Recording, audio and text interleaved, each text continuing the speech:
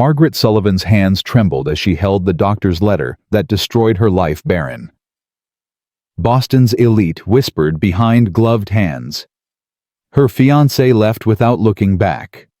Now clutching a stranger's advertisement for a mail-order bride to 6 motherless children, she boards a train west with one desperate plan: lie about everything.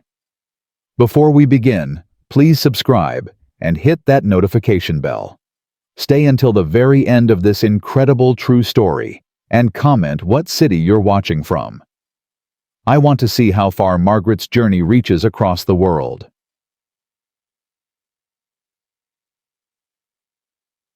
Miss Sullivan, I'm deeply sorry. Dr. Hammond wouldn't look at her. He studied his desk instead, rearranging papers that didn't need rearranging. The scarlet fever damaged your reproductive system. You will never conceive. Never. The word hit Margaret like a fist. Are you certain? Completely. He finally met her eyes. You're fortunate to be alive. Many women don't survive what you survived. Margaret stood. Her legs worked. Her hands collected her reticule. Her voice said, "Thank you, doctor." She walked out into February cold and kept walking until she reached the public garden. She sat on a bench and watched mothers push prams along the frozen paths. She didn't cry. Couldn't cry. The grief sat too deep for tears. 2 days later, Edmund came to call. He stood in her father's drawing room, turning his hat in his hands. He'd rehearsed this speech. She could tell. Margaret, you know I hold you in the highest regard. But the Ashworth family has certain expectations. My father insists. Your father. She laughed sharp and bitter. Of course. It's not just him. Margaret, be reasonable. A man needs heirs. Get out. I'm trying to be kind about this. Kind. She stood shaking. You're breaking our engagement because I can't give you children and you think you're being kind. Don't make this harder than it has to be. Get out. He left. She heard him talking to her father in the hallway. Low voices, reasonable voices, men solving problems. Her mother found her still standing in the drawing room an hour later. Well, Mother's voice was crisp. That's that then. That's all you have to say. What would you like me to say? That it's unfair. Life is unfair, Margaret. You'll have to accept it. Accept being unmarriageable? Her mother's face hardened. You're not unmarriageable. You're simply limited. We'll find someone appropriate. A widower, perhaps. Someone older who already has his heirs and just needs companionship. Someone who doesn't require a real wife. Stop being dramatic. You'll take some time in Maine to recover, then we'll see what can be arranged. Margaret spent 6 weeks in Maine. The cottage was cold and empty. Her mother sent weekly letters full of plans and strategies and thinly veiled warnings about gratitude and practicality. When she returned to Boston in April, the whispers had already started. At church, women she'd known her whole life suddenly had other places to be. At tea parties, conversations died when she entered rooms. Her sister Caroline, engaged to a banker's son, introduced Margaret to friends with careful vagueness. This is my sister. She's been unwell. Unwell. The polite word for broken. One afternoon, Margaret found her father in his library. He was reading the newspaper like nothing had changed. Like her life hadn't ended. Father, I can't stay here. He didn't look up. Your mother is handling things. I don't want her to handle things. What you want isn't particularly relevant, Margaret. You're 26 years old with no prospects. You'll accept whatever arrangement can be made. She left him there with his newspaper. That night, unable to sleep, she went back to the library. She wasn't looking for anything specific. Just escape. The newspaper still lay on his desk. That's when she saw it. Matrimonial notices. Widowed rancher, 35 Cedar Ridge, Wyoming Territory. Seeks wife of good character. 6 children in household ages 2-14 requiring maternal guidance. Must be prepared for frontier hardships. Thomas Garrett. Cedar Ridge Post. Margaret read it 3 times. 6 children. Already born. Already motherless. Children who needed mothering, not bearing. She tore the page out and carried it to her room. For 2 days she stared at that advertisement, studied every word, imagined a dozen different futures. Then she wrote the letter. Dear Mr. Garrett, I read your advertisement with great interest. I am 26, educated, and possess skills in household management, basic medicine, and teaching. I have never married. I am healthy and believe I could provide your children the maternal guidance they need. If you find these qualifications acceptable, I would welcome correspondence.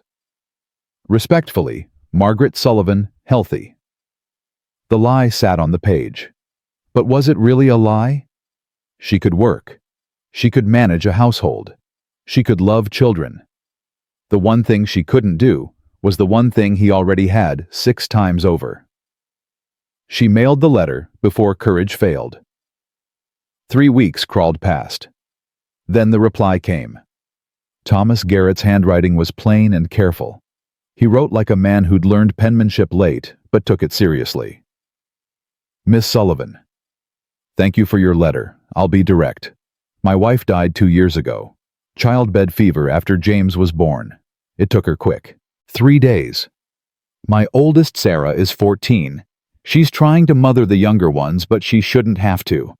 The boys, Samuel and Simon, their 10 need discipline. I can't always provide when I'm working the ranch. Rebecca just turned 8. Still has nightmares about her mama. Emma's 6 and stopped talking for 4 months after we buried her mother. And James is 2. Doesn't remember his mama at all. I'm not looking for romance, Miss Sullivan. I'm looking for someone who can love these children. Someone strong enough for frontier life. It's hard out here. Winters are brutal. The nearest doctor is 30 miles away. My ranch runs cattle. It's honest work, but it's never finished. If you're willing to come west, I'll send train fare. But be certain, marriage out here means something. We'd be taking vows before God and these kids. That's not something I take lightly. Thomas Garrett. Margaret's hands shook as she read. Childbed fever after James was born. His wife died giving birth to their 6th child. The exact fate Margaret could never risk. She should tell him. Write back immediately and explain that she couldn't have children, could never be pregnant, could never give him more sons to work his ranch.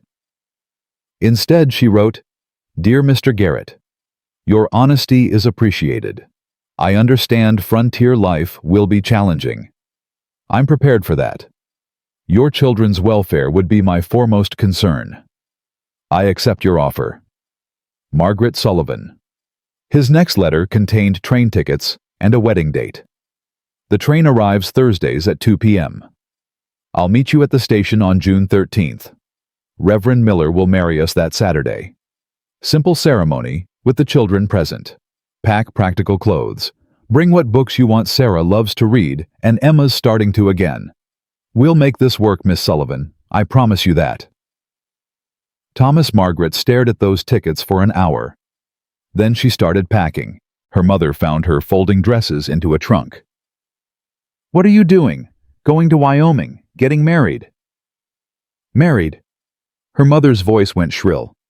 To whom? A rancher. He has 6 children who need a mother. A rancher? Margaret, have you lost your mind? You can't possibly. Can't possibly. What? Stay here and wither. Wait for some elderly widower to take pity on me. Margaret kept folding. I'm 26 years old. This might be my only chance at a real life. But Wyoming? It's barbaric and a stranger. Everyone's a stranger until they're not. Her father tried reasoning with her that evening. Margaret, this is insanity. You know nothing about this man. I know he needs help raising 6 motherless children. I know he's honest about how hard the life will be. That's more than Edmund was honest about. Her father flinched. This isn't about Edmund. Isn't it? I'm ruined here, Father. You know it. Mother knows it. Even Caroline knows it, though she's too polite to say so. Margaret closed her trunk. Out there, maybe I can be something other than the girl who can't have children. You don't know what frontier life is like, and I never will unless I go. He was silent for a long moment. Then, I won't stop you, but I won't support this either. I'm not asking you to. The night before she left, Caroline slipped into her room. You're really doing this? Yes. Do you love him? Margaret paused. I don't know him well enough to love him. But Caroline, he sees me as someone who can help his children, not as someone broken. Out there, maybe I can be whole. Caroline hugged her tight. Write to me. Promise. I promise. Margaret left before dawn to avoid prolonged goodbyes. The train station was crowded and loud. She checked her tickets twice, then a third time. Boston to Chicago, Chicago to Cheyenne, Cheyenne to Cedar Ridge. 3 days to her new life. The conductor helped her aboard. She found her seat and watched Boston disappear. No turning back now. The train cut through America like scissors through fabric. Cities became farms, became endless prairie. Margaret watched it all through the window and wondered what she'd become by the time the journey ended. In Illinois, an older woman took the seat beside her. Traveling far, dear, Wyoming territory. My goodness, family there. Margaret touched the tickets in her pocket. Getting married. How wonderful. Tell me about him. He's a widower, rancher, has 6 children. The woman's eyebrows rose. 6. Well, you'll have your hands full. Love match or practical arrangement. Practical. The word came easier than expected. Nothing wrong with practical, dear. I came west 40 years ago on a practical arrangement myself. The woman smiled. Married a man I'd met exactly twice. You know what I learned? What? That love built on work and choice lasts longer than love built on pretty words. Those children are lucky. You're choosing them. That matters more than people think. Margaret wanted to tell her the whole truth. That she was lying. That she couldn't give Thomas more children.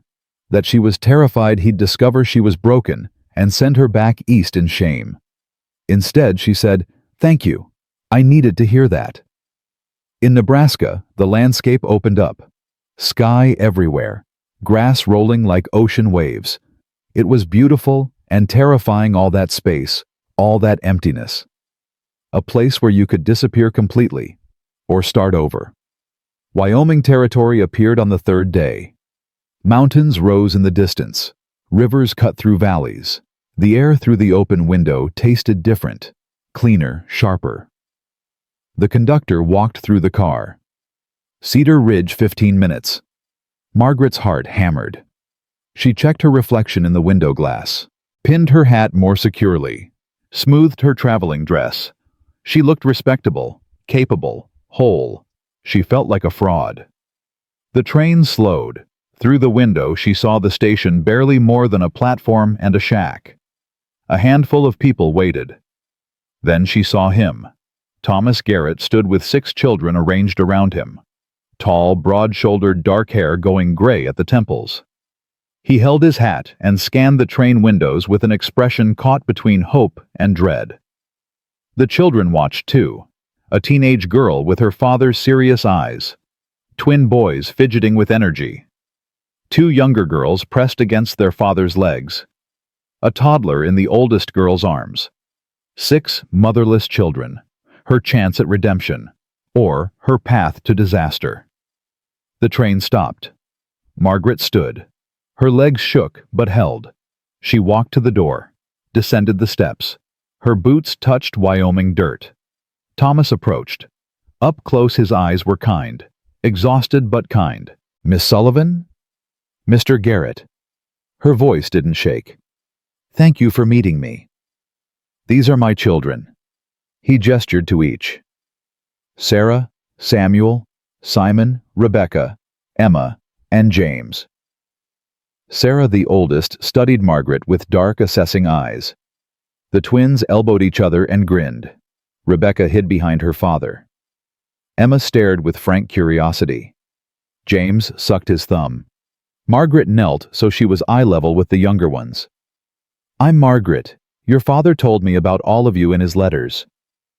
Emma whispered, "Did he tell you about Mama?" The question hit like a blow. "He told me she loved you very much, and that she'd want you to be happy." Emma nodded slowly.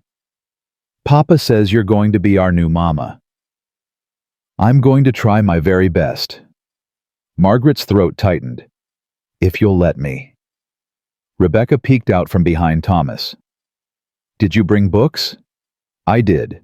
Would you help me unpack them later?" The smallest smile touched Rebecca's face. Margaret stood, met Thomas's eyes. "It's good you're here," he said quietly. "Real good." "I hope so." He collected her trunk. The children piled into a worn wagon. Thomas helped Margaret onto the bench seat beside him.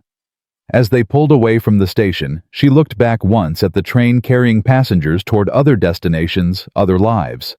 She'd chosen this one. Now she had to live it. The ride to the ranch took 40 minutes.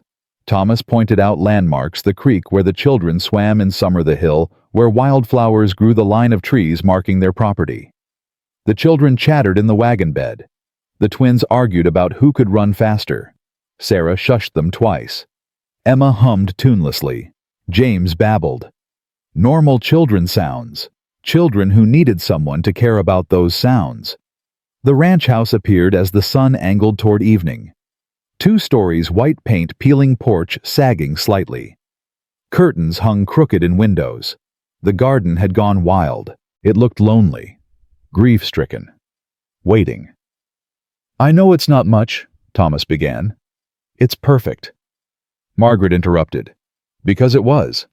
Not perfect in appearance, but perfect in possibility. A place that needed her. A family that needed her.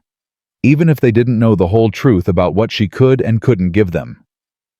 That evening, after a simple supper of stew and bread, after children were sent to bed with promises of stories tomorrow, Margaret and Thomas sat in the kitchen. Coffee cooled between them. The silence felt heavy with things unsaid. "Wedding Saturday," Thomas said finally. "Reverend Miller will come out. Simple ceremony. The children will stand with us. Saturday, 3 days away." "That's good." Margaret's hands wrapped around her cup. "Thomas, I want you to know I'll do right by your children. I promise." "I believe you." He met her eyes. "I don't know what brought you west, Margaret. Don't need to know. But I'm grateful you came." This was the moment. Tell him now, before vows were spoken, before she became his wife under false pretenses. "Thomas, there's something I should—" "Papa." Rebecca stood in the doorway, small and ghost-like in her nightgown. "I had a bad dream, about Mama." Thomas rose immediately, gathered his daughter against his chest. "Come on, sweetheart. Let's get you back to bed." He glanced at Margaret. "We'll talk more tomorrow." But tomorrow brought a broken fence and sick cattle and laundry piled high. The next day brought more crises. Every time Margaret tried to speak, life interrupted. And then it was Saturday morning. Margaret pinned her hair in the small mirror, put on her best blue wool dress, fastened the pearl brooch her grandmother had given her. In 3 hours, she'd be Mrs. Thomas Garrett, and the lie would be permanent. The ceremony was simple. Reverend Miller arrived at 11, his wife beside him carrying a cake. The children dressed in their Sunday clothes. Sarah had pressed everyone's outfits the night before. They gathered in the front parlor. Thomas stood straight and nervous. The children lined up beside him. Margaret took her place across from him. Reverend Miller opened his Bible. "Dearly beloved, we are gathered here." Margaret's heart pounded so hard she could barely hear the words. She watched Thomas's face. Steady, certain, grateful. He had no idea what he was getting. A woman who could never give him more children, who could never risk the pregnancy that had killed his first wife. "Thomas, do you take Margaret to be your lawfully wedded wife, to have and to hold in sickness and in health, for richer or poorer, till death do you part. I do. His voice was clear.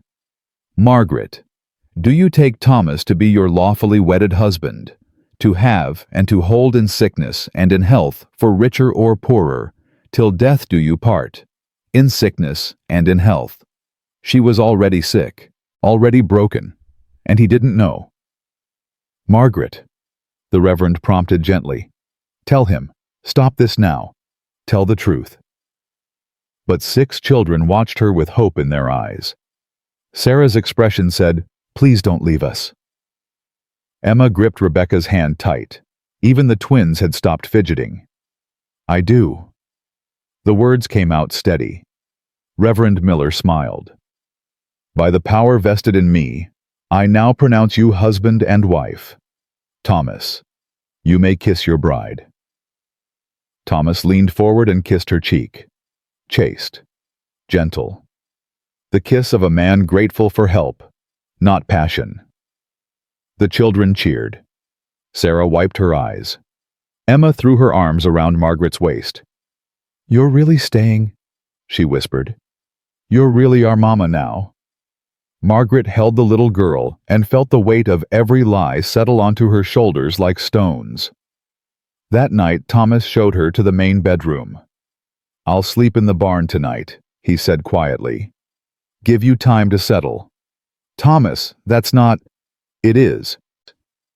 His voice was firm, but kind. You've had a long journey. We'll figure the rest out as we go. No rush. Relief and guilt warred in her chest. Thank you. After he left, Margaret sat on the edge of the bed and let herself shake. She'd done it. She was married. Safe. These children needed her. But the lie sat in her throat like poison. From down the hall she heard Emma's voice. Is she really ours now? Sarah's reply came soft. Yes, she's really ours. Margaret dried her eyes, stood, walked to their room where both girls had climbed into one bed together. Can't sleep? Margaret asked from the doorway. They shook their heads. Would a story help? 2 eager nods. Margaret settled on the edge of their bed. Once upon a time, she began, there was a woman who thought she was broken. She believed that because she couldn't do one thing, she couldn't do anything. But then she met a family who needed her not for what she couldn't do, but for what she could. And slowly, she started to believe she might not be as broken as she thought.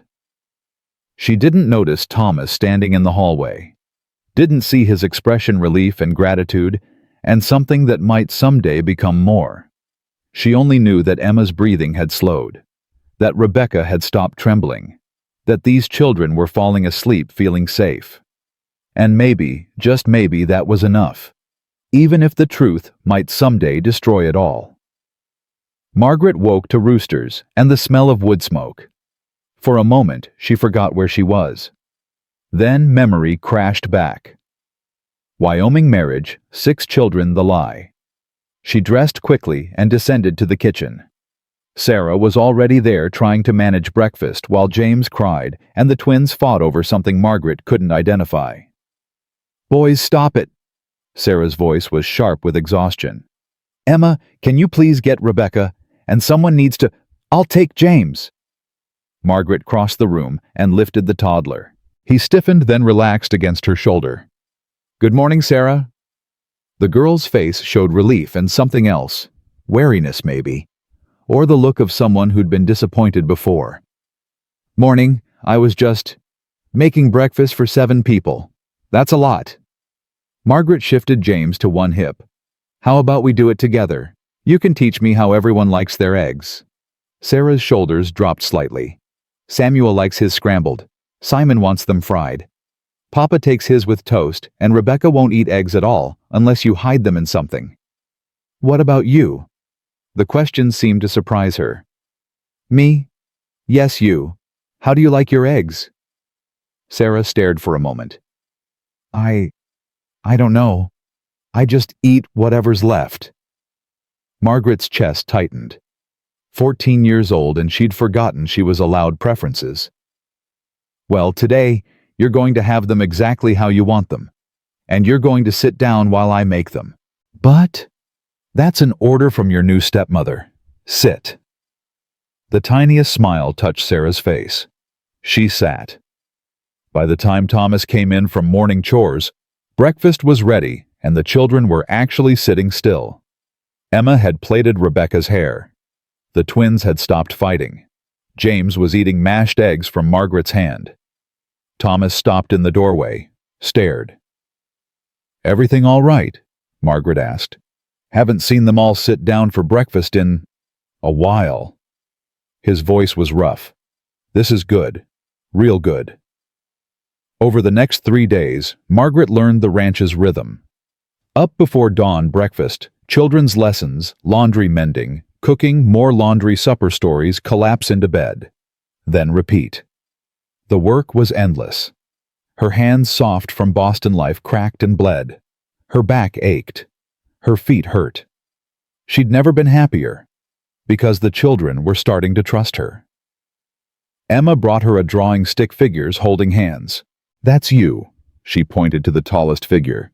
"You're part of our family now." Rebecca asked Margaret to check under her bed for monsters, then admitted quietly that what she really feared was waking up and finding Margaret gone.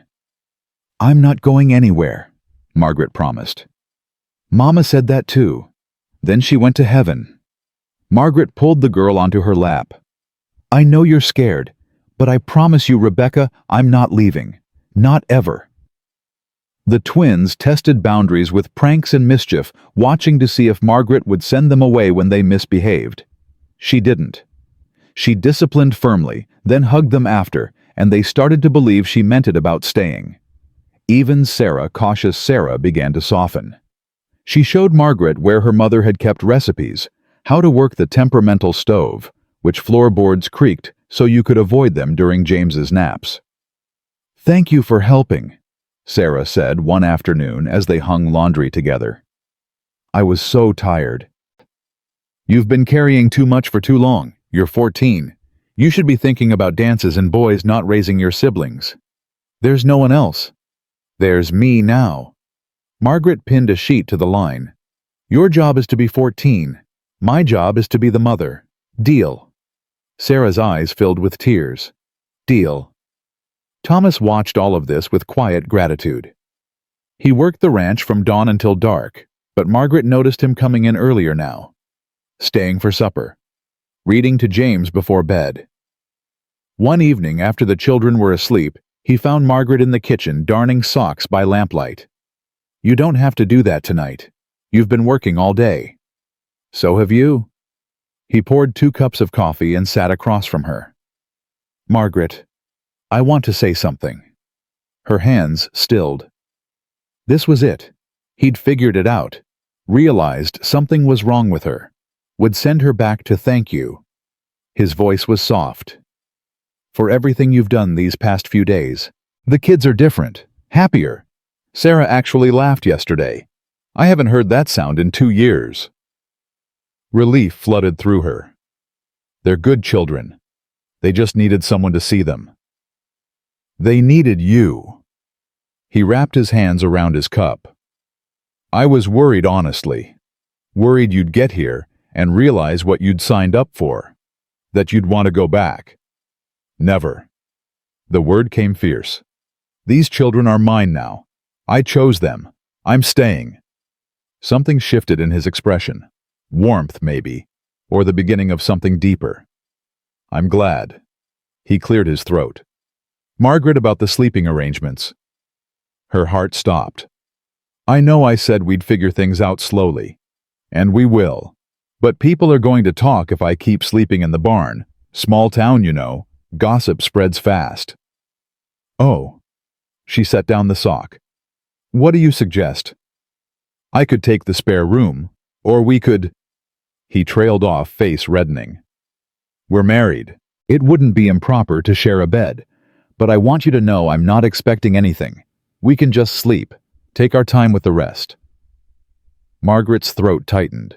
He was being so careful, so kind, and she was lying to him. "The spare room is probably best for now," she said quietly, "until we know each other better." If he was disappointed, he didn't show it. That works fine. I'll move my things tomorrow. After he left, Margaret pressed her hands to her face and tried not to cry. He was a good man, an honorable man, and every day she didn't tell him the truth, the lie grew bigger.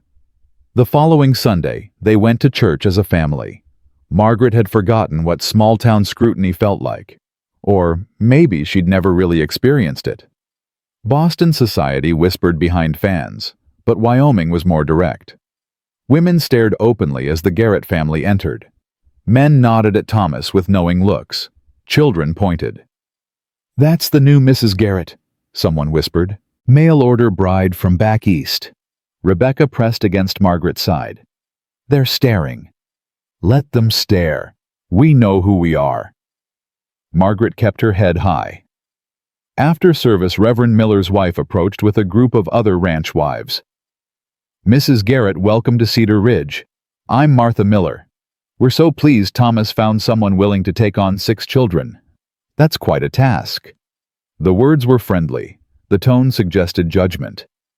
"It's not a task," Margaret replied evenly. "It's a privilege." Another woman, Mrs. Henderson. Margaret learned later, smiled thinly. "Well, you certainly have your hands full. 6 children. And Thomas will probably want more, being a rancher and all. They always need hands for the work." Margaret's stomach clenched. "The children we have are plenty." "Oh, but surely you'll want your own. It's different when they're yours by blood." "They are mine." Margaret's voice went cold. "Blood doesn't make a family. Love does, Mrs." Henderson's eyebrows rose. Martha Miller intervened quickly. Of course. We're just happy the children have a mother again. You must come to our Ladies' Society meeting next Tuesday. We meet at the church. Bring whatever sewing or mending you're working on." It wasn't really an invitation. It was a summons for inspection. "I'll be there," Margaret said. That evening, Thomas found her staring out the kitchen window. "Don't mind the gossips. They'll find something else to talk about soon enough." That Mrs. Henderson asked about more children. Thomas went still. "What did you say?" "That the 6 we have are plenty." She turned to face him. "Thomas, I need to tell you something." "Mama Margaret." Emma burst into the kitchen. "Rebecca says I can't play with her doll, but it's supposed to be everyone's doll, and she's being mean." "I am not." Rebecca appeared behind her sister. "Emma broke its arm last time." "Did not." "Did too." Margaret glanced at Thomas. He shrugged helplessly. "Girls, come here." Margaret knelt between them. "Emma, did you break the doll's arm?" "It was an accident." "Accidents still have consequences. You need to apologize to Rebecca and be more careful next time." She turned to Rebecca. "And Rebecca, holding grudges doesn't solve anything. If Emma apologizes and promises to be gentle, can you share?" The girls looked at each other. Some silent sister communication passed between them. "Sorry," Emma mumbled. "Sorry for calling you mean," Rebecca added. They ran off together. Crisis averted. Thomas shook his head. "How did you do that? They've been fighting about that doll for weeks. They just needed someone to hear both sides." Margaret stood, brushing off her skirts. "Thomas, what I was trying to say." "Papa." The twins thundered down the stairs. "Samuel hit me." "He hit me first." "Did not." "Did too." Thomas caught Margaret's eye. They both started laughing. "Rain check on that conversation," he asked. "Rain check." Tuesday came faster than Margaret wanted. She dressed carefully for the Ladies' Society meeting, pinned her hair severely, and walked to church with her mending basket like she was walking to an inquisition, which essentially she was. 10 women sat in a circle in the church basement. They looked up when Margaret entered, and the room went silent. Martha Miller stood. "Mrs. Garrett, so glad you could join us. Ladies, this is Thomas Garrett's new wife from Boston." "Margaret," she said firmly. "Please call me Margaret." She took an empty chair and pulled out the shirt she was mending, one of Samuel's torn on a fence post. For several minutes, women sewed in pointed silence. Then Mrs. Henderson spoke. So, Margaret, Boston. That's quite different from Wyoming. Very different. What brought you all the way out here? Surely there were eligible men back east. Margaret kept her eyes on her stitching. I wanted a fresh start. Fresh start from what? Clara, don't be rude, Martha said, but her eyes were curious too. It's a fair question. Margaret set down her mending and met Clara Henderson's gaze directly. I had personal reasons for leaving Boston. Those reasons are private. What matters is that I'm here now, I'm married to Thomas, and I love those children like they're my own. But they're not your own, another woman, Mrs. Reeves said. Don't you want children of your own? The question landed like a slap. I have children. Margaret's voice was steady. 6 of them. You know what I mean. Children from your own body. It's different. Is it? Because from where I'm sitting, love is love. Whether a child came from my body or not doesn't change how I feel about them. Well, that's very noble, Clara said. But Thomas is still a young man. He'll want more children eventually. All men do. Margaret's hands clenched in her lap. Have you asked Thomas what he wants, or are you just assuming? Shocked silence. Martha cleared her throat. Ladies, perhaps we should discuss the church social next month. Margaret will need help with the baking. The conversation moved on, but Margaret felt their judgment like needles. These women had decided she was temporary. A placeholder until Thomas's real wife, a woman who could give him more children, came along. She left the meeting early, claiming James needed her for his nap. Outside, she found Dr. Sarah Blackwood loading supplies into her wagon. The doctor was in her 50s, stern-faced, with gray hair pinned back practically. Mrs. Garrett. Dr. Blackwood nodded. Survived the Inquisition, I see. Barely. Don't let them get to you. They're bored and nosy, bad combination. How are the children adjusting? Better than I expected. James had a fever last week, but it broke. Fever? The doctor's attention sharpened. What kind? Just a cold, I think. I kept him cool, made sure he drank plenty of fluids. By the next morning, he was fine. You have medical training. My grandmother was a midwife. She taught me some basic care. Dr. Blackwood studied her with new interest. We need competent people out here. Would you be interested in learning more? I could use an assistant, and you're closer to most of the ranches than I am. I'd love that. The words came instantly. Truly I would. Come by my office Friday. I'll start teaching you properly. The doctor climbed onto her wagon. And Mrs. Garrett? Those women in there don't know everything. Don't let them tell you what your family should look like. Margaret walked home feeling lighter. Someone understood. Someone saw her as capable, not broken. That evening, Thomas came home to find Margaret teaching Emma and Rebecca the constellations. They sat on the porch in the cooling night, faces turned upward. That one's Ursa Major. Margaret pointed. The Great Bear. See how the stars connect. I see it. Emma bounced excitedly. What's that one? Cassiopeia.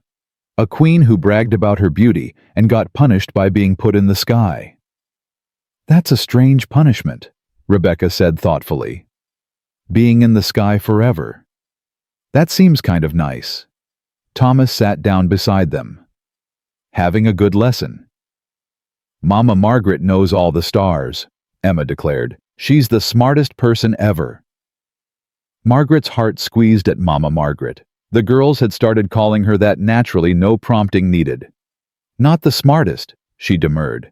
But I do love stars. My grandmother taught me. She said that no matter where you are, the stars are the same. So if you're ever lost or scared, you can look up and remember you're not alone. Were you scared? Rebecca asked quietly. When you came here. Margaret considered lying, then decided these children deserve truth. Some of it anyway. Terrified, she admitted. I left everything I knew to come to a place I'd never seen to marry a man I'd never met. Of course I was scared. But you came anyway. Sarah's voice came from the doorway. She'd been listening. I came anyway. Because sometimes the scariest thing to do is also the right thing to do. Thomas met her eyes across the porch. Something passed between them, understanding respect, the fragile beginning of something more. That night, after the children were in bed, he knocked on her bedroom door. "Margaret, can we talk?" She opened the door. He stood in the hallway, looking uncomfortable. "I heard what happened at the Ladies' Society. Sarah was at the general store and Mrs. Henderson's daughter told her some things." Margaret's stomach dropped. "What kind of things?" "That the women were asking about more children. That they said some unkind things." He ran a hand through his hair. "I'm sorry. I should have warned you they'd be nosy." "It's fine. I handled it." "That's the thing, you shouldn't have to handle it alone." He met her eyes. "Margaret, I want to be clear about something. I'm not expecting more children. The 6 I have are more than enough, if that's what you were worried about. Thomas, let me finish. When I married you for who you are now, not for what you might give me in the future. Those women don't know what they're talking about." Guilt crushed her chest. He was being so kind, so understanding, and he didn't know the truth. "Thomas, I need to tell you something important." A crash from upstairs. James screaming. Both of them bolted. They found James in his crib, vomit down his front face, burning with fever. "He's on fire," Sarah said frantically. She'd gotten there first. "I came to check on him and he was like this." Margaret pressed her hand to James's forehead. Blazing hot. "Get me cool water and cloths. Thomas, help me get him out of these clothes." They worked quickly. Margaret sponged James down while Thomas held him. The baby cried weakly, his skin hot and dry. "Should I get Dr. Blackwood?" Thomas asked. Margaret checked James's breathing, his pulse, the way his eyes focused. She'd seen this before helping her grandmother. "Not yet. It's fever, but he's breathing clear. No rash. Probably the same thing the Henderson children had last week. It's been going around." "Are you sure?" "I'm sure.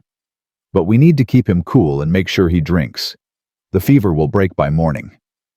Thomas stared at her. "How do you know all this?" "My grandmother was a midwife. I helped her for years." "Why didn't you tell me?" "Because I've been too busy hiding what I can't do to tell you what I can do," she thought. "I'm telling you now. Help me with him." They worked through the night in shifts. Margaret sponged James with cool water while Thomas held him. When the baby would drink, they gave him small sips. When he cried, they sang to him. Somewhere around 3 in the morning, James's fever started to break.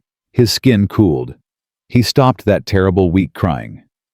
Finally, he fell into real sleep. Thomas slumped in the chair, exhausted. Thank God. Margaret checked James one more time, satisfied the crisis had passed. She turned to find Thomas watching her with something like awe. "You saved him." "I just did what needed doing." "No. You knew exactly what to do. You stayed calm. You were—" He shook his head. "You were amazing." "Thomas, I mean it. I don't know what we would do without you. What I would do without you." He stood, closed the distance between them. "Margaret, you're the answer to my prayers. You know that, right?" The words hit her like a punch. Answer to his prayers, and she was lying to him about the most fundamental thing. "I'm not what you think I am," she whispered. "What do you mean?" This was it. The moment. Tell him. Tell him now. Her throat closed. "I'm just doing my best." He smiled, reached out and tucked a strand of hair behind her ear. The touch was gentle, husband-like. "Your best is pretty damn remarkable." He left to check on the other children. Margaret sat beside James's crib and finally let herself cry. She was a coward, a liar, a fraud, but watching James sleep peacefully, knowing she'd helped save him, she couldn't regret coming here, even if the truth would eventually destroy everything. The next morning, Dr. Blackwood arrived unannounced. Heard James Garrett was sick. Came to check. Margaret let her in. The doctor examined James thoroughly while Margaret explained what had happened: the fever, the treatment, the recovery. Dr. Blackwood straightened, looking impressed. "You did everything right. Kept him hydrated, managed the fever, knew when to worry and when to wait. That's better than half the so-called doctors I've met. My grandmother taught me well." "She certainly did." The doctor pulled out her bag. "I'm serious about that offer. Come Friday. I'll teach you what your grandmother didn't, and together we might actually keep these frontier folk alive." After she left, Thomas found Margaret in the kitchen. "Dr. Blackwood says you're going to train with her. If that's all right with you." "All right, Margaret. That's wonderful." He grinned. "My wife the healer. Though I suppose I should have guessed after last night." "My wife." The words settled warm in her chest, even as guilt gnawed at her. "The children will need managing while I'm gone. Sarah can handle it. And it's only a few hours a week, right?" "Right." He caught her hand. "I'm proud of you. I want you to know that." She looked at their joined hands. His were calloused and strong. Hers were finally getting there, losing their Boston softness. "Thomas, there's something I really need to—" "Mama Margaret." Emma flew into the kitchen. "James is awake and he asked for you. He said Mama, and I think he meant you." Margaret's heart stopped. "He did? Come see." She let Emma drag her upstairs. Thomas following. James sat in his crib, weak but awake, reaching up with grabby hands. "Mama," he said clearly. Margaret lifted him and he curled against her shoulder like he belonged there. Like she was his and he was hers. Over James's head, she met Thomas's eyes. He was smiling, but there were tears on his face. "He hasn't called anyone Mama since—" He couldn't finish. "I know." Margaret held James tighter. The truth would have to wait. How could she break this spell? How could she tell Thomas that the woman his children were starting to love, the woman who'd just saved his son's life, was fundamentally broken? She couldn't. Not yet. Maybe not ever. Even if keeping the secret destroyed her. 3 weeks passed in a rhythm that felt almost like happiness. Margaret trained with Dr. Blackwood twice a week, learning to set bones and stitch wounds and recognize the difference between sickness that would pass and sickness that would kill. The children thrived under her care. Even Sarah had started acting like a 14-year-old girl instead of a small mother giggling with friends after church and asking Margaret's advice about ribbons for her hair. Thomas watched all of this with quiet wonder and something else, something that made Margaret's heart race and her guilt deepen. He was falling in love with her. She could see it in the way he looked at her across the supper table, the way he found excuses to stand close to her in the kitchen, the way his hand lingered when he helped her down from the wagon. She was falling too, which made everything worse. One evening in late July, after the children were in bed, Thomas found her on the porch. The air was cooling, finally stars emerging overhead. "Mind if I sit?" "It's your porch." "Our porch." He settled beside her close enough that their shoulders almost touched. "Margaret, can I ask you something?" Her stomach tightened. "Of course. Why did you really leave Boston?" The question hung in the air between them. She'd known it was coming eventually. Small lies had sustained her this far, but Thomas deserved more than evasion. "I told you, I needed a fresh start." "But why? You're educated, capable, beautiful. You could have married anyone back there. Why come all the way out here to a stranger with 6 children?"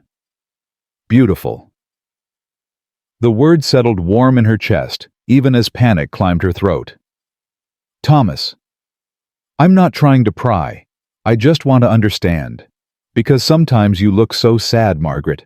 Like you're carrying something heavy and you won't let anyone help you with it." Tears pricked her eyes. He saw too much. Cared too much. "I was engaged," she said finally, "to a man named Edmund Ashworth. We were supposed to marry in June." Thomas went very still. "What happened?" "I got sick. Scarlet fever. I nearly died. The truth as far as it went. When I recovered, Edmund decided he couldn't marry me after all. Because you'd been sick. Because of what the sickness did to me. She wrapped her arms around herself. It left me damaged. Less than what he needed. So he ended the engagement. My family was ashamed, and I saw your advertisement. A man who needed a mother for his children, not a wife who could give him more. It was as close to the truth as she dared get. Thomas was quiet for a long moment. Then he reached over and took her hand. Edmund Ashworth is a fool. Thomas. No, I mean it. Whatever damage that fever did, it didn't touch what matters. You're kind and brave and smart. You saved my son's life. You've given all my children something I couldn't give them: hope. If that bastard couldn't see your worth, then he didn't deserve you. Margaret's throat closed. She wanted to pull away, to confess everything, to stop accepting comfort she didn't deserve. But his hand was warm around hers, and she was so tired of carrying the lie alone. You don't know everything about me. I know enough. I know you're the best thing that's happened to this family in 2 years. I know I'm grateful every day that you answered my advertisement. He squeezed her hand. And I know that I'm starting to care about you as more than just a mother to my children. Her heart stopped. Thomas, you can't. Why not? We're married. We're building a life together. The children love you. I'm starting to love you. Is that so terrible? You don't understand what you're saying. I understand perfectly. Margaret, I'm not asking you to love me back. Not yet. I know we started this as a practical arrangement, but I want you to know that for me, it's becoming more than that. And if someday you might feel the same way. He trailed off, hopeful and vulnerable. Margaret pulled her hand away, stood, put distance between them. You shouldn't love me, Thomas. You don't know what you'd be loving. Then tell me. Whatever secret you're keeping, whatever you think is so terrible, just tell me. The words pushed at her throat. Tell him. Tell him now. Let him decide if broken Margaret Sullivan is worth keeping. But before she could speak, a horse thundered into the yard. A man she didn't recognize leaped down wild-eyed. Garrett. You here? Thomas was on his feet instantly. Morrison. What's wrong? Cave in at the mine. 3 men trapped, maybe more. Doc Blackwood's already there, but she sent me for help. Said to bring anyone with medical training. His eyes found Margaret. That includes you, Mrs. Garrett? Margaret's blood went cold.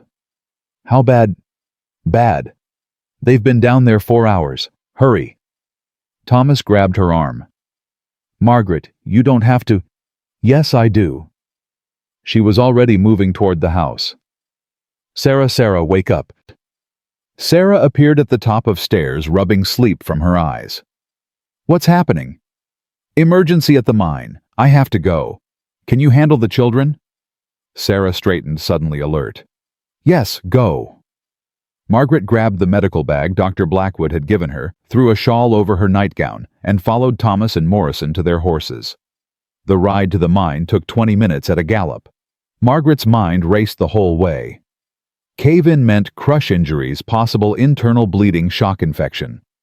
She mentally catalogued what she knew, what Dr. Blackwood had taught her, what her grandmother's voice whispered from memory.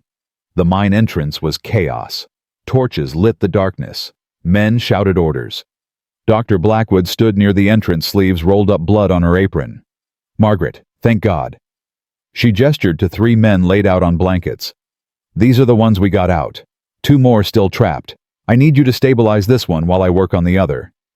Margaret knelt beside a man whose leg was crushed below the knee. He was conscious, groaning, face gray with shock. What's your name? She asked, opening her bag. Pete Harrison. All right, Pete. I'm Margaret Garrett. I'm going to help you, but I need you to stay still. Can you do that? He nodded weakly.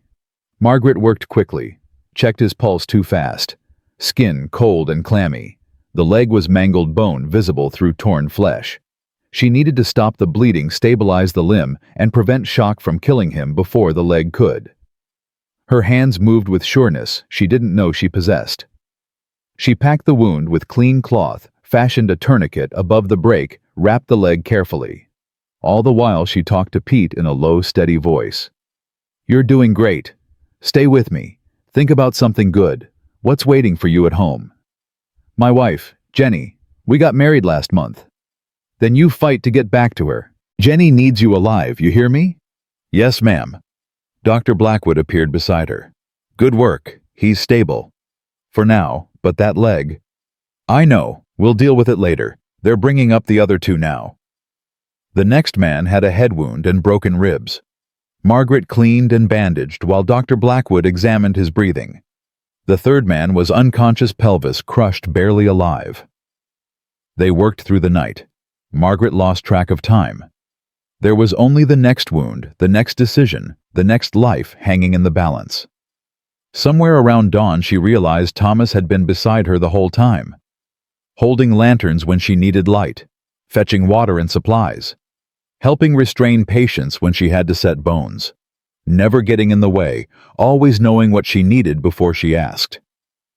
When the last man was finally stable, Dr. Blackwood pulled Margaret aside. "You were remarkable tonight. Where did you learn to work like that?" "My grandmother. And you. And I don't know, instinct maybe." "That wasn't instinct. That was skill and nerve and quick thinking under pressure. Margaret, you should train properly. Become a real doctor." "Women can't be doctors." "Women can't be lots of things until they are. I know a medical college in Chicago that admits women. You have the aptitude. You could save lives." Margaret looked at the men they'd saved, men who would go home to their families because she'd known what to do. Something stirred in her chest. Purpose. Value. A worth that had nothing to do with wombs or childbearing. "I'll think about it," she said softly. Thomas drove her home as the sun rose. She was covered in blood and dirt, exhausted to her bones, hands shaking with aftershock. "You were incredible back there," Thomas said quietly. "I've never seen anything like it. The way you just knew what to do, how to stay calm. Those men are alive because of you." "Dr. Blackwood." "Dr. Blackwood said you saved Pete Harrison. That she was going to amputate, but you stabilized him well enough they might save the leg. Margaret, do you understand what that means? You gave that man his life back." She pressed her bloody hands against her face, started crying. Not from sadness, but from the overwhelming realization that she could do this. Be this. Have value that had nothing to do with the one thing she couldn't do. Thomas pulled the wagon over, gathered her against his chest, and let her cry. "It's all right. You're all right. You did good. So good." "I was so scared," she whispered. "What if I'd made a mistake? What if someone had died because I didn't know enough? But you did know enough, and no one died." He pulled back to look at her. "You saved 5 men tonight, Margaret. 5 families still have their husbands and fathers, because of you."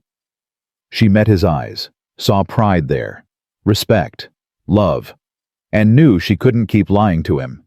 Not after this, not after he'd seen her at her strongest and loved her for it. "Thomas, I need to tell you something. Something I should have told you before we married." His expression shifted. Wariness crept in. "All right. Not here. When we get home. After I clean up. But I need you to know whatever you think of me, after I tell you whatever you decide to do, I understand. I deserve it." "Margaret, you're scaring me." "I know. I'm sorry. Just give me a few hours. Let me wash off this blood and gather my courage. Then I'll tell you everything." They drove the rest of the way in silence. At home, Sarah met them at the door. Her eyes widened at Margaret's appearance. "Are you hurt?" "No, just tired. How are the children?" "Asleep. They don't even know you were gone." Sarah studied Margaret's face. "Are you sure you're all right?" "I will be." Margaret squeezed her stepdaughter's hand. "Thank you for watching them. Go back to bed."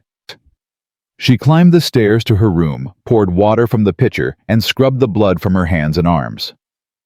Changed out of her ruined nightgown into a clean dress. Pinned her hair with shaking hands. In the mirror, she looked pale and terrified. Like a woman about to confess a crime, which in a way she was. She found Thomas in the kitchen making coffee with unsteady hands. He looked up when she entered. "I made coffee. Thought we might need it for this conversation." "Thank you." They sat across from each other. The kitchen felt too quiet, too still. Like the moment before lightning strikes.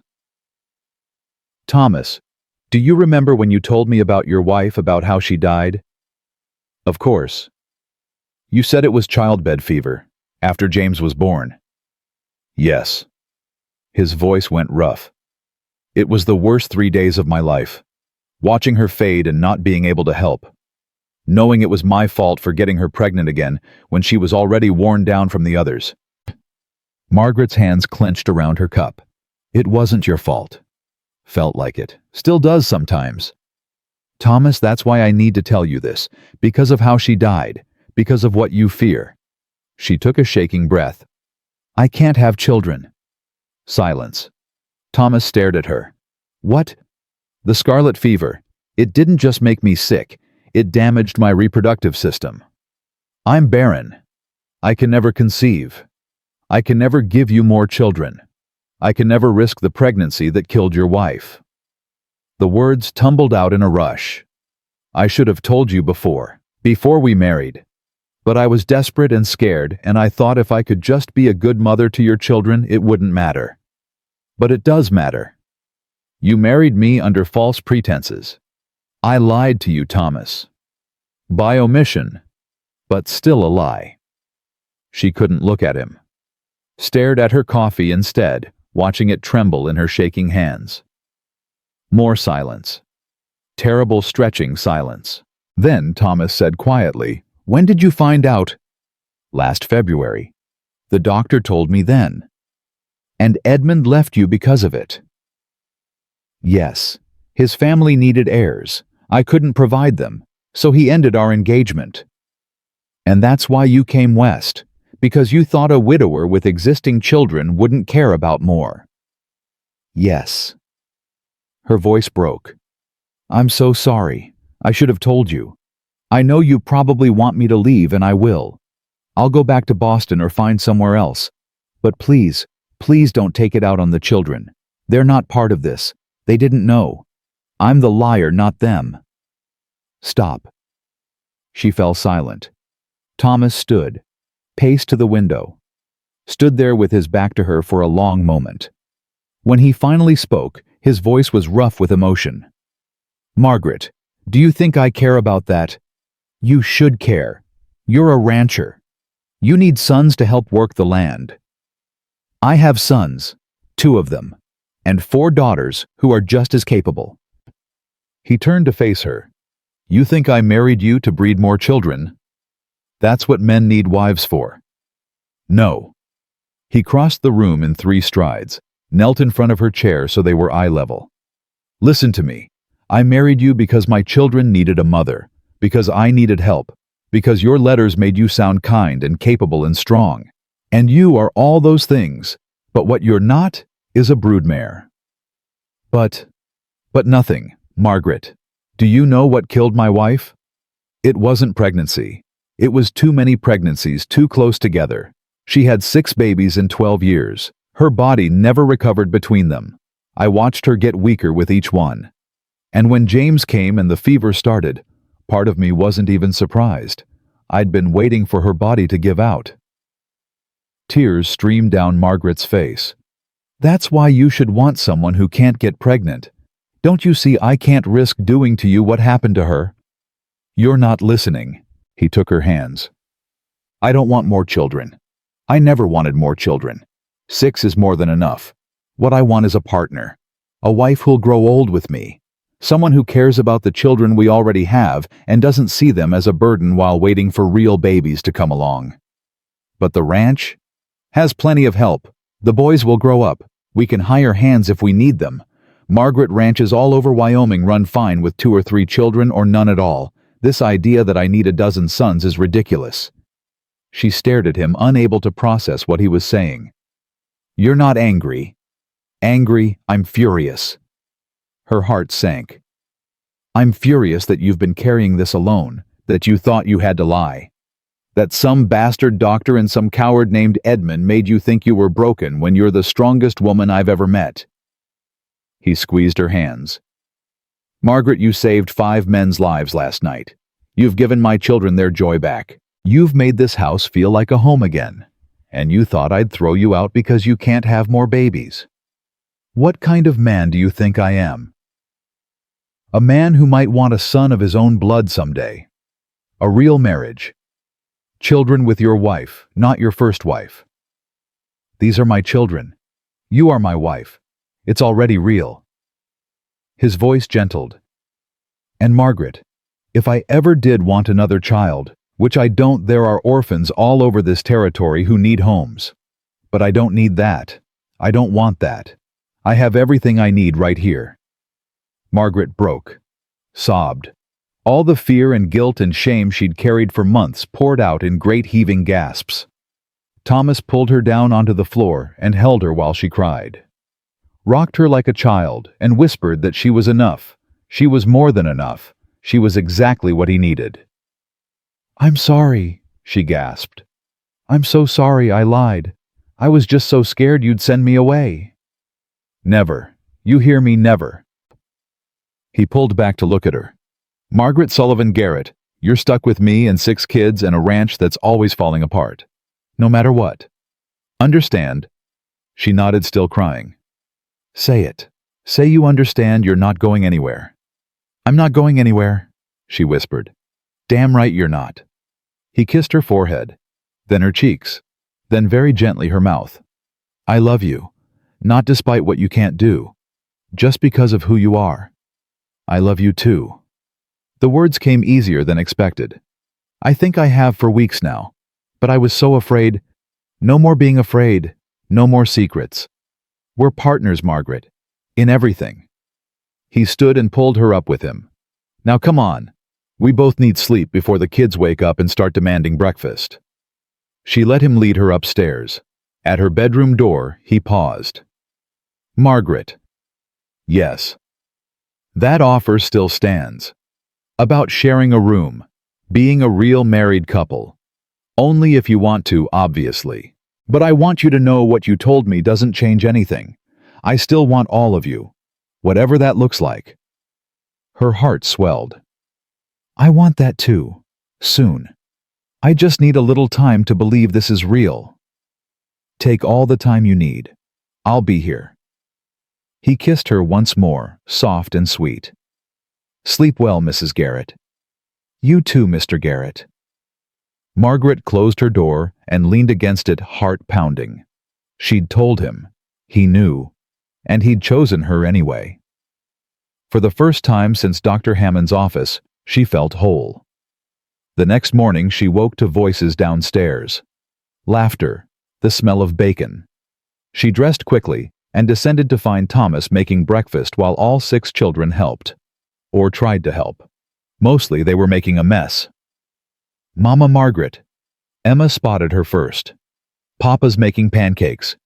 "He's burning them," Samuel corrected. "Am not," Thomas protested. "Are too. Look, that one's black." Margaret crossed to the stove and surveyed the damage. "All right, everyone out.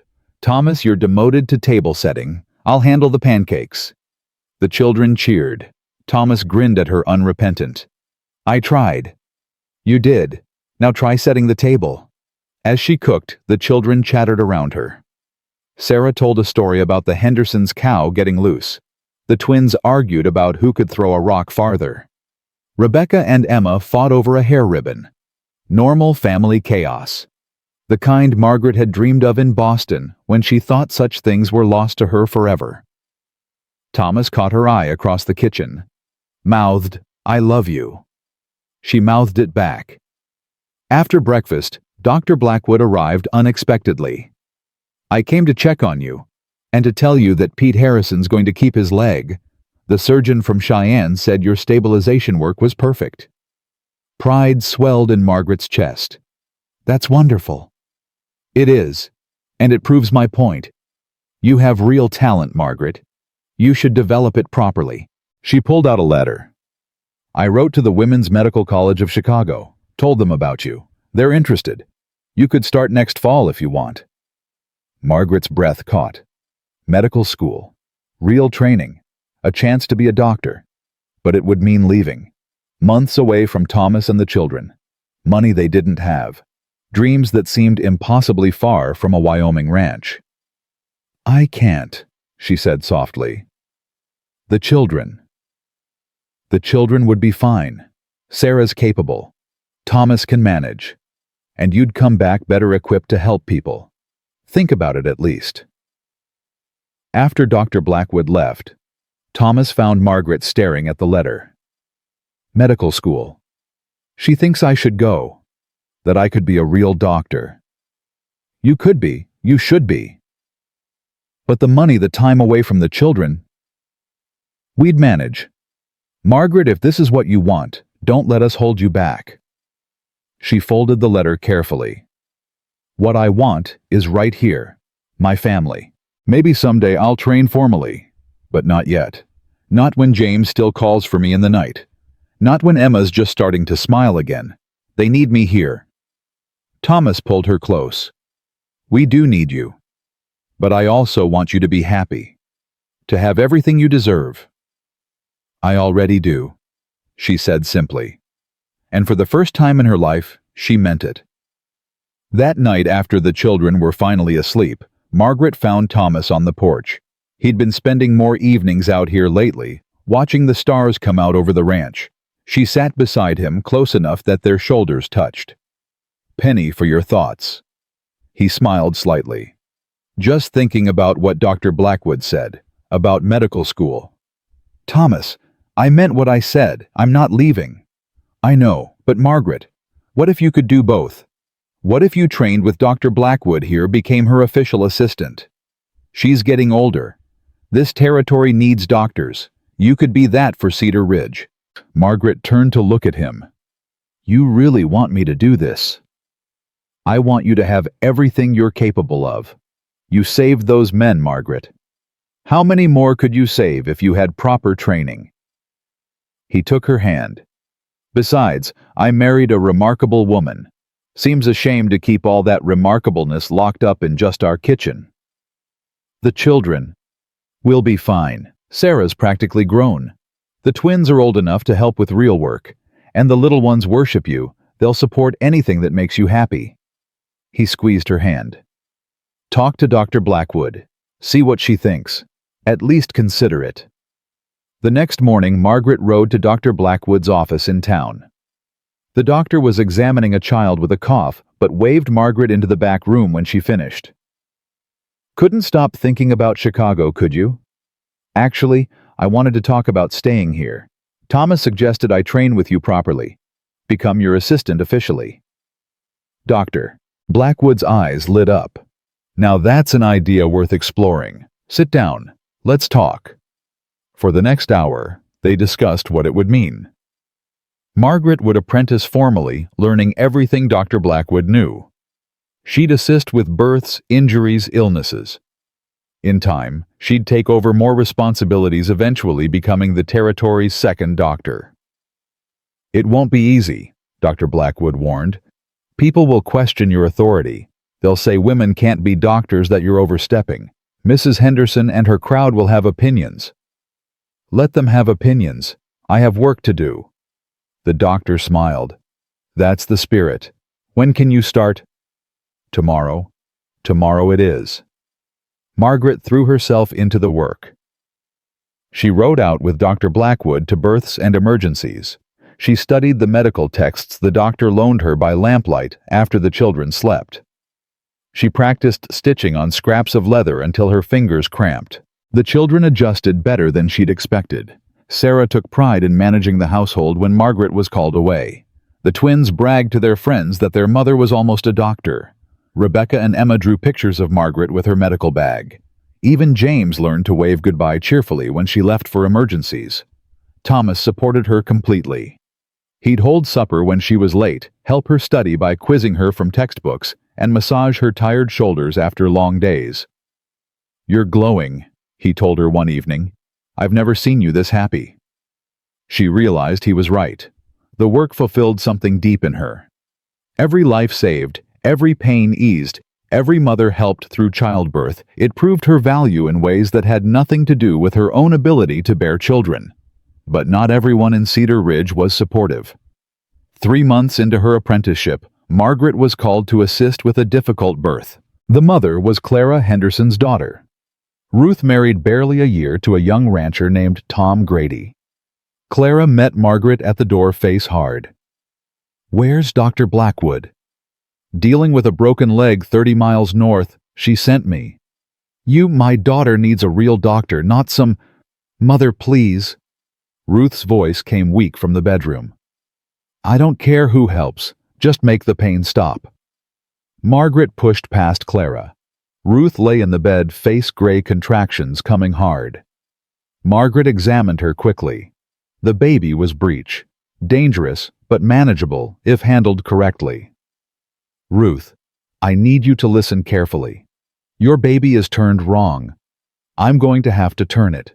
It's going to hurt, but I can do this. Do you trust me?" Ruth grabbed her hand, desperate. "Just save my baby. Please." Margaret worked for 3 hours. Clara hovered and criticized. Ruth's husband paced and prayed. Margaret blocked it all out and focused on the task: gentle manipulation, careful turning, constant monitoring of both mother and child. Finally, blessedly, the baby turned. Within 20 minutes, Ruth delivered a healthy baby girl. Margaret cleaned the infant, wrapped her carefully, and placed her in Ruth's arms. "You did beautifully. You both did." Ruth cried. Her husband cried. Even Clara looked grudgingly relieved. As Margaret packed her instruments, Clara approached stiffly. "I suppose I should thank you." "You don't have to thank me. It's my job. My daughter could have died, the baby too. But they didn't. They're both healthy." Margaret met Clara's eyes. "Mrs. Henderson, I know you don't approve of me, but I'm good at this work. I save lives. That's all that should matter." Clara was silent for a long moment. Then quietly, "You're right. I've been uncharitable. My daughter is alive because of you. I won't forget that." It wasn't exactly an apology, but it was something. Word of Ruth's delivery spread quickly. Suddenly, women who'd whispered about Margaret were calling for her assistance. Farmers who'd questioned her skills trusted her with their children's fevers. Even Reverend Miller asked her to speak to the congregation about basic health practices. 6 months into her apprenticeship, Dr. Blackwood called Margaret to her office. "Sit down. I have something to tell you." Margaret sat, suddenly nervous. "What's wrong?" "Nothing's wrong. Everything's right, actually. I'm getting old, Margaret. My hands shake sometimes. My eyes aren't what they were. This territory needs a doctor who can keep up with the demands." "You're not retiring." "Not yet, but soon. And when I do, I want you to take over my practice, officially." Margaret's breath caught. "But I haven't been to medical school. I'm not certified." "You're the most naturally talented healer I've ever trained. You've delivered 20 babies without losing a single mother or child. You've set bones, stitched wounds, diagnosed illnesses, and saved lives. The people trust you." Dr. Blackwood leaned forward. "I'm going to petition the Territorial Medical Board to certify you based on your apprenticeship and practical experience. It's rare, but it can be done." "When?" "I'm writing the letter today. If they approve, you'll be Dr. Margaret Garrett by spring." Margaret rode home in a daze. Doctor. Not assistant, not helper doctor. Thomas saw her face when she walked in and immediately knew something significant had happened. "Tell me." She told him. About Dr. Blackwood's offer, about the certification process, about possibly becoming an official doctor. He picked her up and spun her around right there in the kitchen, laughing. "That's my wife, Dr. Margaret Garrett." The children crowded in, wanting to know what was happening. When Margaret explained, they erupted in cheers. "My mama's a doctor," Emma announced to anyone who'd listen. Sarah hugged Margaret tight. "I'm so proud of you." Even the twins stopped their usual mischief long enough to tell her she was amazing. That night, after the excitement settled and the children slept, Thomas came to Margaret's room. He knocked softly. "Can I come in?" She opened the door. They'd been married nearly a year now, but still maintained separate rooms. Not from lack of desire, Margaret saw the way Thomas looked at her, felt the pull between them every time they touched. But something had held her back, fear maybe, or the lingering sense that she wasn't enough. "I wanted to ask you something," Thomas said. "No pressure, just wondering." "What?" "We've been married almost a year. We love each other. The kids are settled. And I'd really like to actually be married to you. All the way married. If you want that too." Margaret's heart raced. "I do want that. I've wanted it for months. I just..." "Just what?" "I kept thinking about what I can't give you. Even though you said it doesn't matter, part of me worried that someday you'd resent me for it." Thomas stepped closer, cupped her face in his work-roughened hands. "Listen to me. I married you for you. Not for hypothetical children.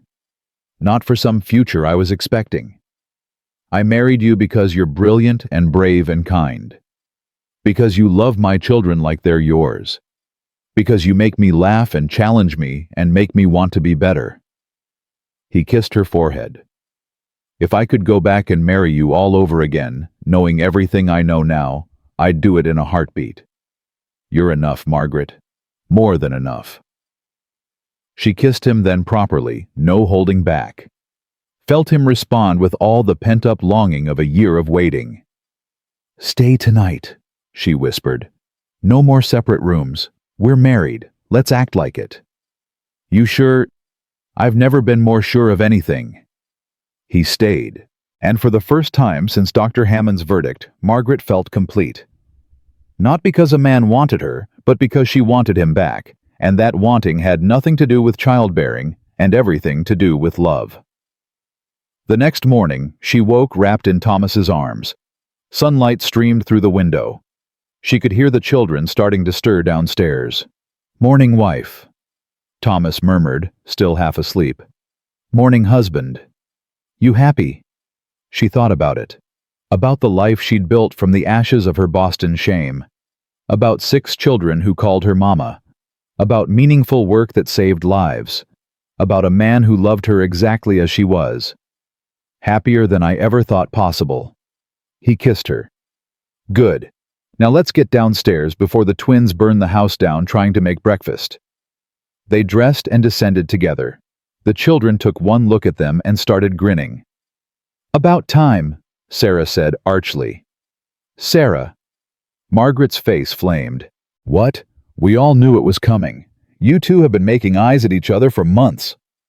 The twins made exaggerated kissing noises until Thomas chased them around the kitchen. James clapped and laughed. Emma and Rebecca giggled behind their hands. It was chaos and noise and absolutely perfect. 3 months later, Margaret received official certification from the Territorial Medical Board.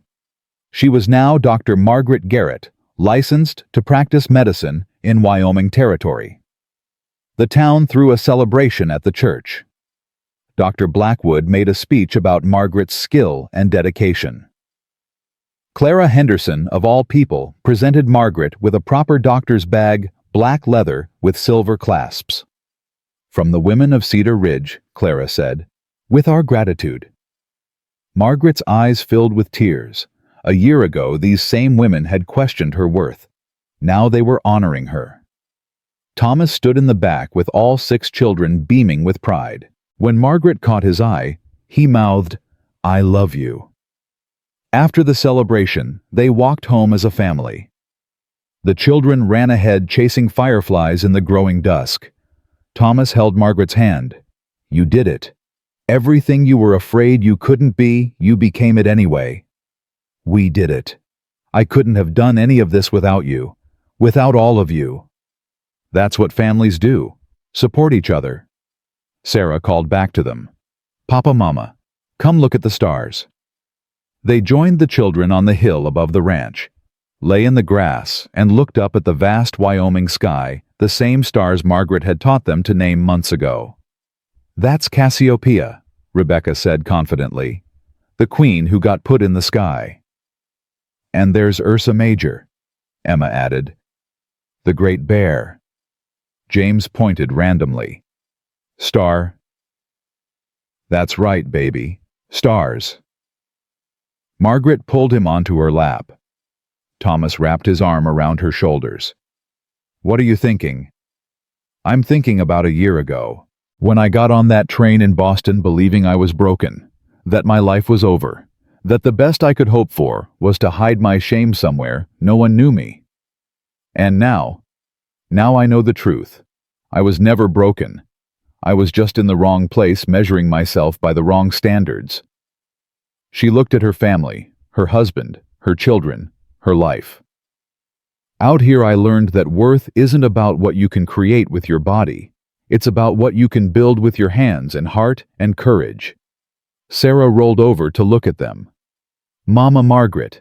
Yes, sweetheart. I'm glad you answered Papa's advertisement. I'm glad you came here. Me too, Samuel added. Me 3, said Simon.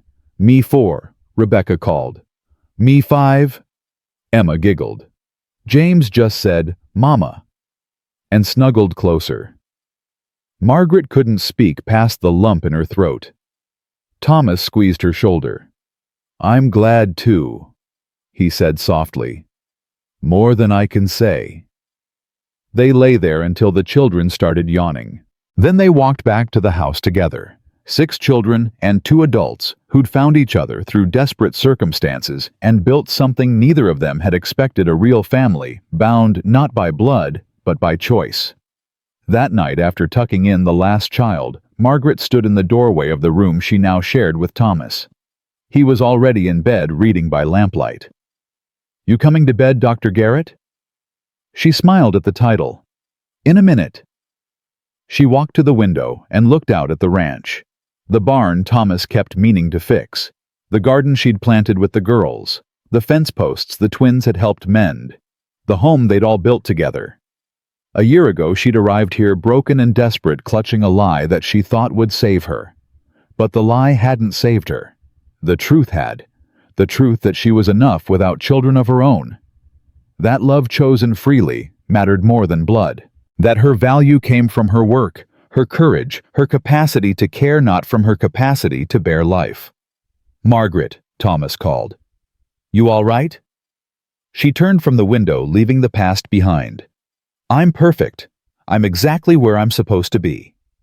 She climbed into bed beside her husband, and he pulled her close. Tomorrow would bring its own challenges, sick patients, growing children, a ranch that always needed work. But tonight, wrapped in Thomas's arms, Margaret felt the simple peace of a woman who'd found her place in the world, not despite what she couldn't do, but because of what she could, and that made all the difference. 5 years passed like water flowing downstream, swift but gentle, carrying Margaret further from the broken woman who'd stepped off that train and closer to someone she barely recognized. Someone stronger, someone whole. The ranch thrived, the children grew, and Margaret's medical practice expanded beyond anything she'd imagined. She was riding back from a difficult birth 30 miles north when she saw the telegram waiting on her desk. Thomas had left it there with a note. This came for you. Important, I think. Love, T. Margaret opened it with tired hands. Read it once, then again, then sat down hard in her chair. Thomas. Her voice carried through the house. Thomas, come here. He appeared in the doorway, concern creasing his face. What's wrong? Nothing's wrong. Everything's. She thrust the telegram at him. Read this. He took it, lips moving as he read. His eyebrows climbed higher with each word. They want you to speak at a medical conference in Chicago. Not just speak.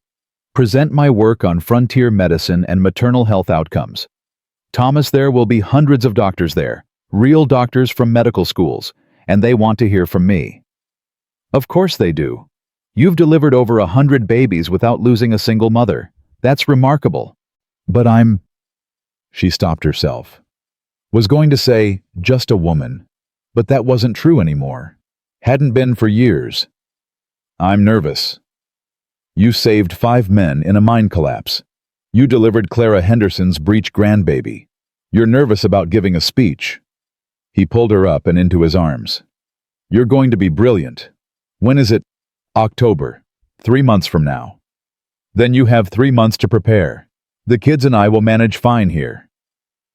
Sarah, now 19 and engaged to the banker's son, overheard from the hallway. Mama, you have to go. This is amazing. The other children appeared like magic, clustering around Margaret with excited questions. Will you see the big buildings? Emma asked. She was 11 now, tall and curious, already talking about becoming a writer. Can you bring us back something? Simon wanted to know. The twins were 15, gangly, and growing into good men who helped run the ranch. Rebecca, 13, and suddenly interested in medicine herself, asked, Can I come with you? I want to see real doctors work. Even James, now 7 and wild as a colt, tugged on her skirt. Don't go too long, Mama. I'll miss you. Margaret looked at her family, her real family, the one she'd chosen, and who'd chosen her back, and felt her throat tighten. I'll only be gone a week, maybe 10 days, and I'll write every single day. Thomas squeezed her shoulder. We'll be fine. This is your moment, Margaret. Take it. The next 3 months flew by in a blur of preparation. Margaret organized her notes and case studies. She practiced her speech until she could recite it in her sleep. Dr. Blackwood, now fully retired and living with her sister in town, helped her refine the medical terminology. You're going to change minds, the older woman said firmly. Those Eastern doctors think frontier medicine is primitive. You're going to show them it's innovative. The night before Margaret left, the whole family gathered for supper. Sarah had cooked Margaret's favorite meal. The twins had cleaned the entire house without being asked. Rebecca presented Margaret with a leather journal for taking notes. Emma gave her a poem she'd written about bravery. James made a drawing of their family with "Come home soon" written in wobbly letters across the top. Thomas waited until the children were in bed to give Margaret his gift, a small velvet box. Inside was a silver pin shaped like a caduceus, the medical symbol. For your lapel, he said softly. So everyone there knows you're a real doctor. Not that you need a pin to prove it, but... She kissed him, stopping the words. It's perfect. You're perfect. How did I get so lucky? I'm the lucky one. Always have been. He fastened the pin to her traveling jacket. Go to Chicago. Show them what Wyoming women can do. Then come home to us. Always. She meant it with everything in her. The train journey felt different this time. 6 years ago, she'd ridden west in shame and desperation. Now she rode east with purpose and pride. She wasn't running from anything. She was running toward something. Chicago overwhelmed her senses. The noise, the crowds, the sheer size of the buildings. She'd forgotten what cities were like. Or maybe she'd never really noticed when she lived in Boston, too consumed by her own grief to pay attention to the world around her.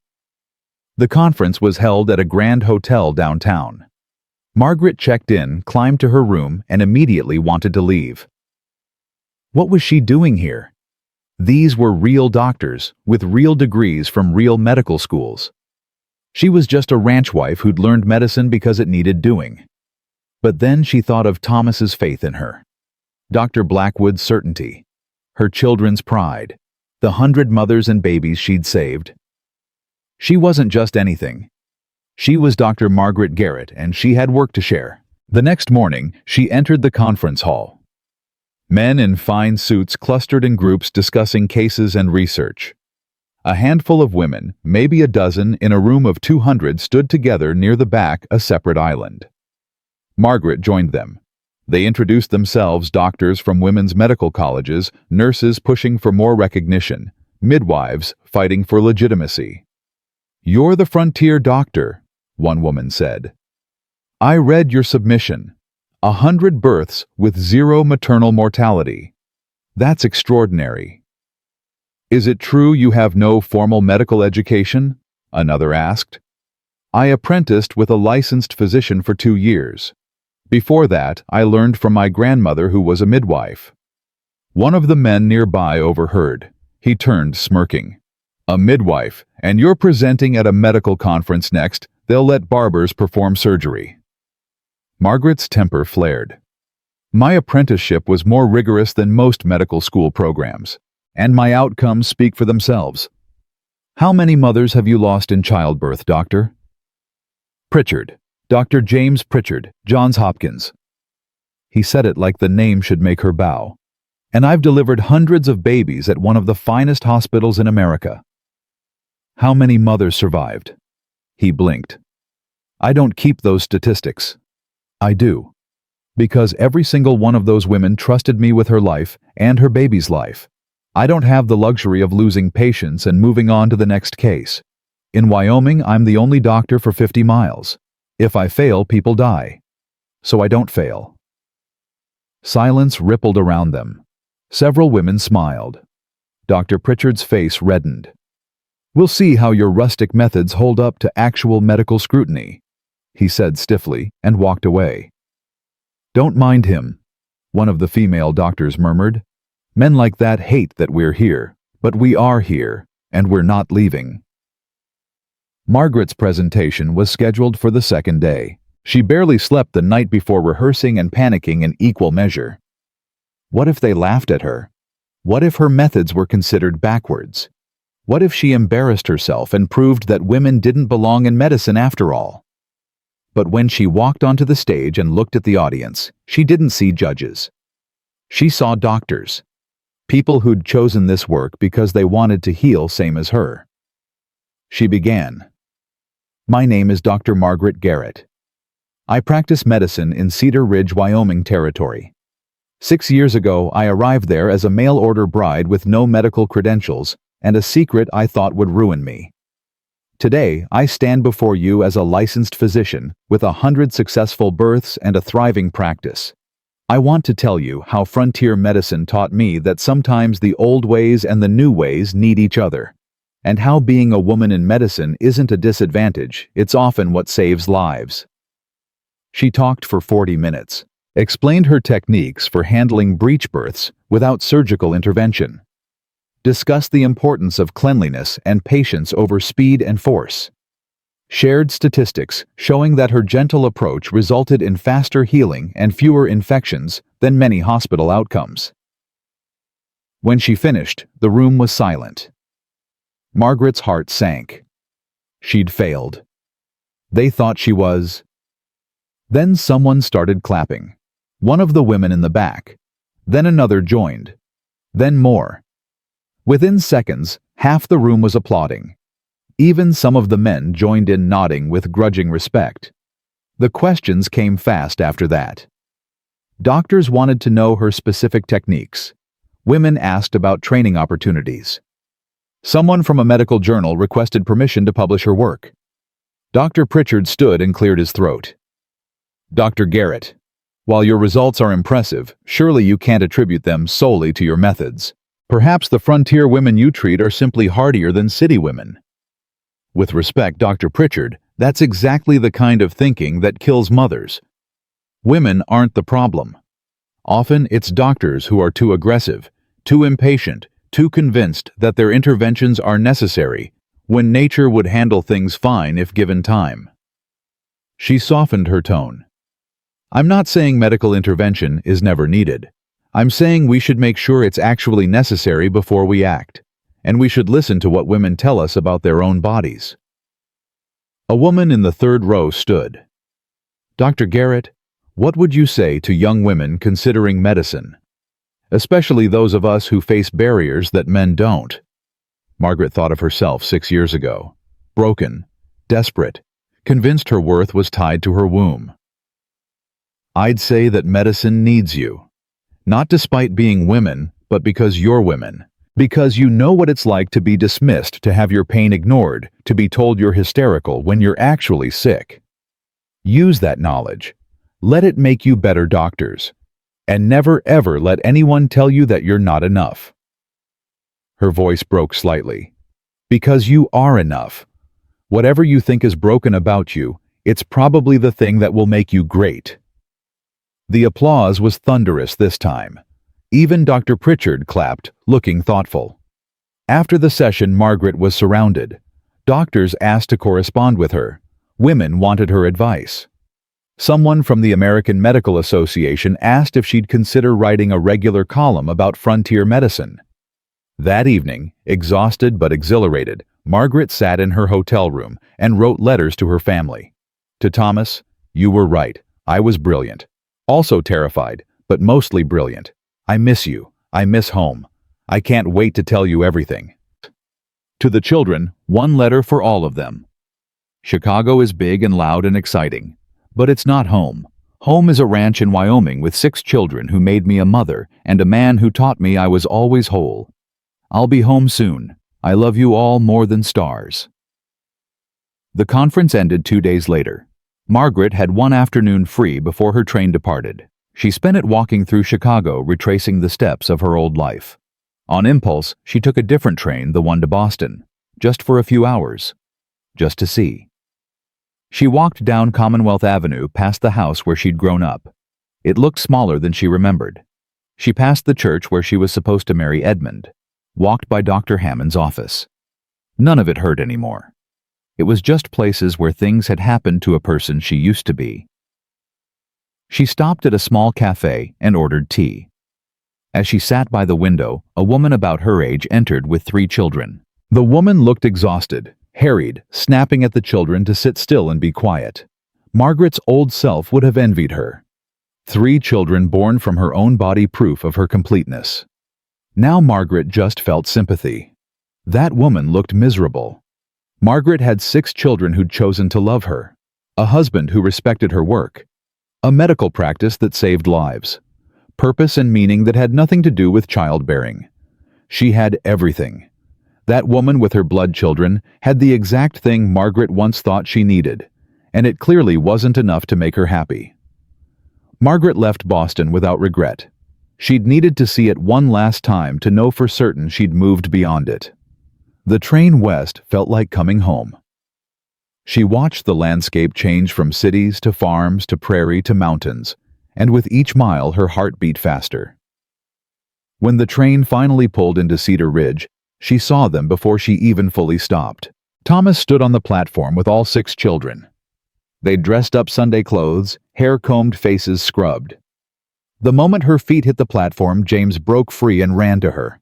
She caught him up laughing as the others swarmed around her. "Mama, did you see the big buildings? Was everyone impressed? Did you tell them about when you saved those miners? I missed you so much." Thomas waited until the children's questions slowed. Then he stepped forward and kissed her right there on the platform where the whole town could see. "Welcome home, Dr. Garrett." "It's good to be home, Mr. Garrett." That evening, after the children finally went to bed, still chattering about Margaret's adventures, she and Thomas sat on the porch.